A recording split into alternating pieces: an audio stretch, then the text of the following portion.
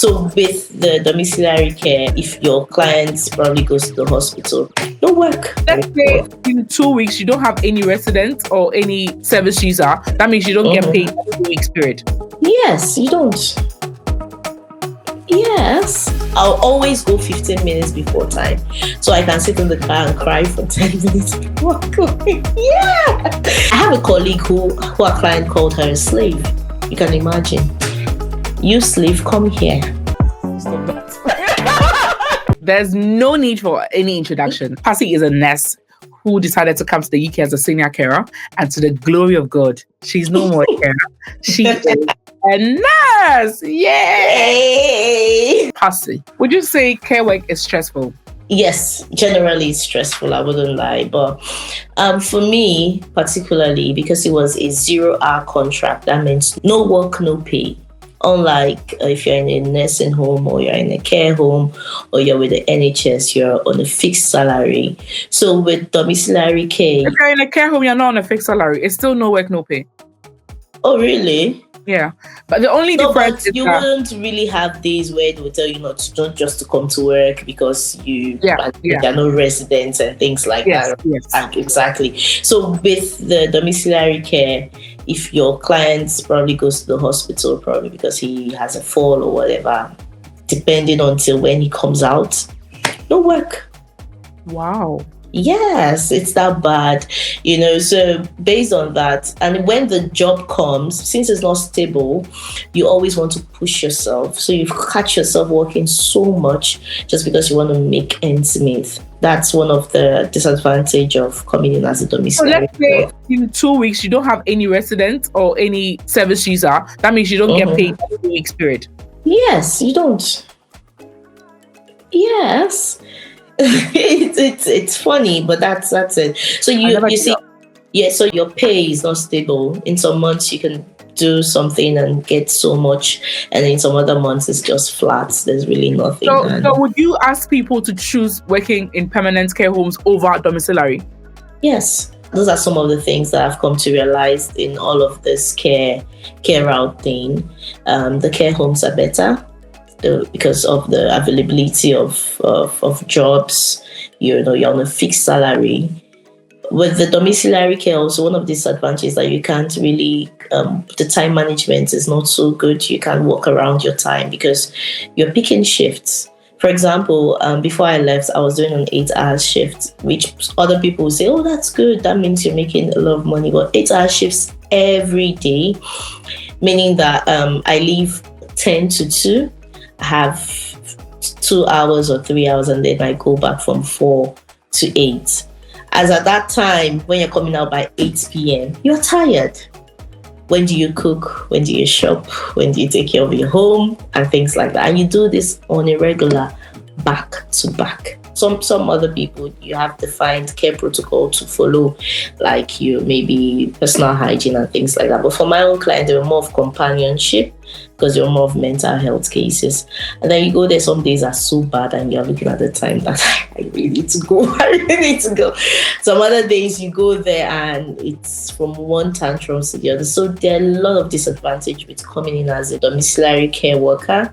So for those who are confused, with domiciliary care, you go to the homes of their clients, take care of them in their homes. Okay, just for those who don't know. Yeah. You were saying. Exactly. So the only way to beat around it is if you have a company that can guarantee your hours, which is not feasible because of the nature of the job. Like I said, some clients might even decide, okay, I want to go for a holiday. I want to go see my aunt somewhere. I just want to be with family for a while. During those times, they don't need your services. So what happens to you? And I don't know if it's everywhere, but for my own company, we're having lots and lots of such cases where jobs weren't coming in as much as they used to. In a very bad month, how much did you make? 600. Yes. 600 a month. Okay, if you have just a 45 minutes call every day, then imagine what that is. That's £7.5 every day. That's all you have. Did you register with another agency just to keep up when these things happen?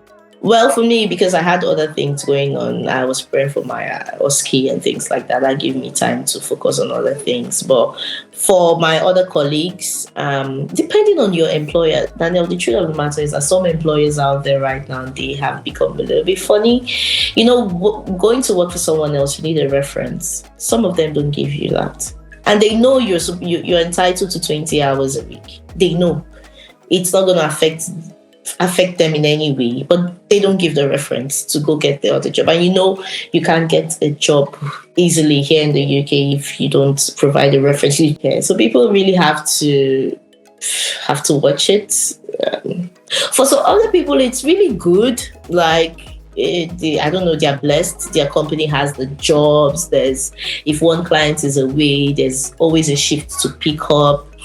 But the truth of the matter is that with domiciliary care, is stressful. Everybody who talks about it, who is even having the hours, the fact that you have to leave one client to the other, 0 work, 0 pay if you don't meet up your hours. So you're always calculating your hours in a day. So, okay, if I worked 6 hours today, that means I've made £60, for example, if you're paid per hour, you know.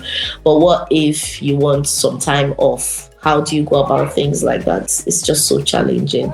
But the key, like I said, is getting a company that understands what they're doing, who has these rules. And if you're negotiating with your employer before coming, these are things that you should lay on the table and know how it works. Wow. Yeah. And in a very good month. 2,500. Yes. Yeah, which is good. But that's working 8 hours every day, Monday to Sunday, and it's yes. You know, I can't do that. If someone sent me a message, it will be too stressful for me. I cannot do that. That type of thing is only for people who are single, who have nothing. Single, yes, who have nothing else to do in the UK. Just like, okay, let me just come in. I just want to work, and you know, it would suit them perfectly well. But even at that, everybody needs time to rest because, come on, we're in the UK, you want to go out, you want to snap nice pictures, all of that. When do you have time to do that? And I think it's not just a challenge for me because someone wrote me on Telegram, I think somewhere 2 months ago. He migrated to the UK, still domiciliary care, and he was very, very excited. But the thing is that the first week he came and then sent me a message, Pastor, please, I need to talk to you. I'm like, is everything okay? So I didn't know that was how this work is. I leave my house 6 a.m. I'm coming back by 11:30 because I don't drive. I have to leave very early to catch the bus. And if you don't drive and you're doing domiciliary care, no, there's no way you can go about it. Because the time interval before you leave your client to the next client, if you're using Uber, then your money is gone. Yeah. Wow. Those are some of the challenges, like the real challenges with domiciliary care. And it's mentally draining. And unlike in the hospital where you just go do your thing and then you leave. These people, you are in their space, you are in their house. When you're in somebody's house, they might give you some rules that you can't even think of. Don't sit here, don't touch this. Some absurd things like, I don't even want to go. It's not for the faint-hearted. It's not. You have to be mentally prepared, mentally strong, emotionally strong. I remember there were days that because I was also doing a particular night shift. My husband would drop me and then I'll always go 15 minutes before time so I can sit in the car and cry for 10 minutes before going. Yeah. No, really. Oh no. Here at IELTS Medical, we've given doctors and nurses the tools they need to pass the academic version of the IELTS exam as efficiently as possible. Whether you've reached above 7.0 in 3 sub-tests, but can't seem to crack IELTS writing, whether it's IELTS reading that's the thorn in your side, it's okay, we're here for you. Learn more at ieltsmedical.co.uk. I have a colleague who a client called her a slave. You can imagine. You slave, come here. Yeah, in this 21st century. And also it's I have other colleagues who have been assaulted, probably beaten at, stoned at. And you can't even hold the client's hand up like, stop. the highest you can do is to run, because if you do that would be assault. Safeguarding. Hey. Yeah, safeguarding, and no company wants to hear about safeguarding. It's all common here. So these are some of the disadvantages of domiciliary. It's good if you want quick money. That's even if the jobs are there. That's the first thing. If the job is there with the employer that you have, is good. I'm thinking that, so that month that you had 600, if you did not have your partner who was working as well to support Exactly. you, that would be a very depressing time. Now, the truth of the matter is that how much is rent even? How much is rent? And I'm in London, for heaven's sakes. No. I'm not even in somewhere that your rent is. My rent, for example, is already 650. So if you don't have a partner, you don't have a supporting system. Even if you saved, come on, we're in the UK. If you take 600 out of your savings twice, let's say it happened 2 months. Honestly, I think everybody who is on such a contract should try and register with an agency. And if you do not get a reference or whatever from your employer, try to explain to this agency, try to explain to them. They know that something can be mean. And exactly. If they will allow you to get a reference from back in your home country, then you do it. Exactly. So that was even what I did. A registered nurse who knows you in the UK, that would be good as well. So explain to them. They know that some employers can be very mean. And if it's a good agency and they understand your situation, they know that some of us are going through some of these things, they will accept it. Exactly. That was actually what I did for my NMC stuff. They asked for a reference. I didn't go for my employer. In fact, when I was even applying for the job I got, I did my own referencing from back home, because I didn't want to start going back and forth with him concerning this and try to come up with some. There's somebody who left a job, and then the company was like, you come and look for reference from us. This person showed up to collect the reference, but it's working somewhere happily. You understand? Okay, so that means this reference thing is not even just particular to us or something. It's everywhere for you to say it like that. That means employers are doing this trick. Yes, they know you need it. And some of them, they're waiting to say something negative about you. And the other people are also aware that these things can happen. If you don't have a good relationship with your employer, these things can happen. So sometimes they can be a bit lenient. They can ask you to bring a reference from another registered nurse or from back home or from wherever. Explain the situation to them and let them know. And this can, because you cannot live on £600 in this.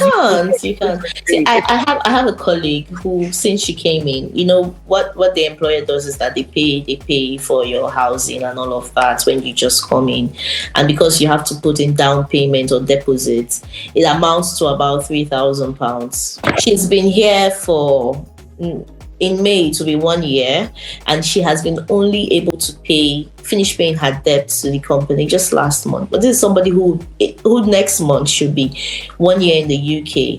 That's to show you how bad it is. So she's been working because she has to pay rent and also pay the employer what she's owing him about £400 a month. Because the domiciliary care does not guarantee, she didn't know. What the COS says is that you'll be paid a minimum of £2,400 a month or £2,000 a month. But it didn't state that if there's no job, you wouldn't get paid. So she came in at this time and there were no jobs and things like that. And that's how it has been. So for someone like her, she has not even had time to even say that I have been able to save. There's no savings. No savings. You're just living back to back. And people back home in Africa, they'll be like, oh, you've been here for 6-10 months, you can't even send £100 back home and things like that. So these are the challenges. So these things, when I looked at them, I was like, no, I can't even continue like this. The high time I get to do something that would sustain me. I wish you all the best in your journey, and I hope that you come back here saying that you are now band 6, you are now band 7, you are now band 8. In Jesus' name, amen. Bye. Bye.